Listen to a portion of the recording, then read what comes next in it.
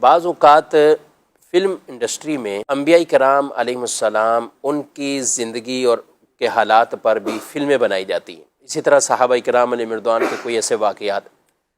تو یہ کیسا عمل ہے کہ اس کے اندر بطور خاص کسی نبی کے کردار میں، یعنی ان کے جو بھی واقعات ہوئے تھے اب کسی کو وہ نام دے دیا، اسی طرح صحابہ کرام علیہم رضوان کے نام سے افراد جو ہے وہ اس میں اپنا کردار ادا کر دیں. تو یہ عمل کیسا ہے شرعاً، کیا کہتے ہیں؟ اس کی بالکل بھی شرعاً اجازت نہیں ہے. شرعاً یہ ناجائز و ممنوع ہے، اور اس میں بہت ساری قباحتیں، بہت ساری خرابیاں یہ موجود ہیں. اولاً تو یہ دیکھیں کہ جب بھی فلم جو ہوتی ہے، یہ ڈرامہ جو ہوتا ہے وہ فلم و ڈرامہ ہی ہوتا ہے. صحیح. اس میں حقیقت پر مبنی باتیں یہ عمومی طور پہ بہت قلیل ہوتی ہیں. اکثر چیزیں اس میں وہ چیزیں ہوتی ہیں کہ جو اس سے تعلق ہی نہیں رکھتی، تو جھوٹ ان کی طرف منسوب کر دیا جاتا ہے، جھوٹ باتیں اس کے اندر شامل کر دی جاتی ہیں.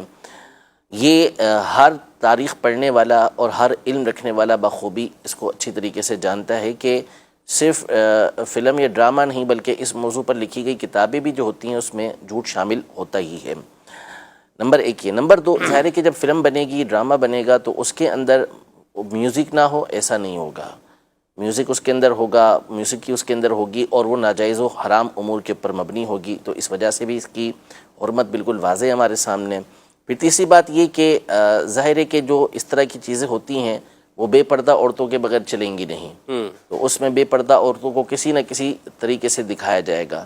یہ ایک اور حرام ہونے کی صورتیں.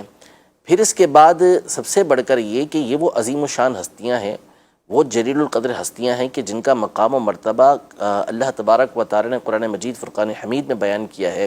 نبی پاک صلی اللہ علیہ وسلم نے ان کی شان و عظمت کو بیان کیا ہے. اب ان کے کریکٹر کو نبھانے کے لیے اور اس کی ایکٹنگ کرنے کے لیے ایک ایسا شخص آتا ہے جس کی عیاشیاں اور جس کی بدکاریاں اور جس کی طرح طرح کی خرافات جو ہیں وہ سب کو معلوم ہوتی ہیں، اور وہی نعوذ باللہ ثم نعوذ باللہ ایک نبی کا جو ہے وہ کردار ادا کر رہا ہوتا ہے.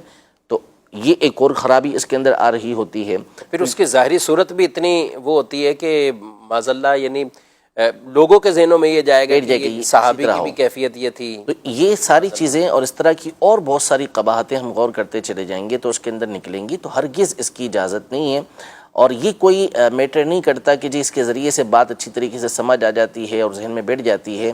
انبیاء کرام علیہم السلام کی سیرت کے اوپر مشتمل آسان ترین کتابیں موجود ہیں کہ جن کو پڑھ کر آپ اتھینٹک معلومات جو ہے اور مستند معلومات آپ یہ حاصل کر سکتے ہیں. سیرت الانبیاء مفتی قاسم صاحب دامت برکاتہم علیہ کی کتاب ہے، آپ اس کا مطالعہ کریں تو اس میں آپ کو بہترین معلومات حاصل ہوگی. اسی طرح صحابہ کرام علیہم رضوان کے حالات پر مکتبۃ المدینہ کی کئی کتابیں شائع کردہ ہیں، تو ان کو آپ پڑھیں، اس کے اندر آپ کو ساری باتیں حاصل ہو جائیں گی. تو اس طرح فلمیں بنانا اور ان فلموں کو دیکھنا یہ شرعاً جائز نہیں ہے. ہرگز ہرگز اس کی اجازت نہیں ہے. جو ایسا کرتے ہیں ان کے اوپر توبہ کرنا یہ لازم ہے. دیکھنے والوں کے اوپر بھی کوئی اس طرح ظاہر ہے کہ دیکھنے والے جو دیکھیں گے تو آنکھیں بند کر کے تھوڑی یا کان بند کر کے تھوڑی دیکھیں گے.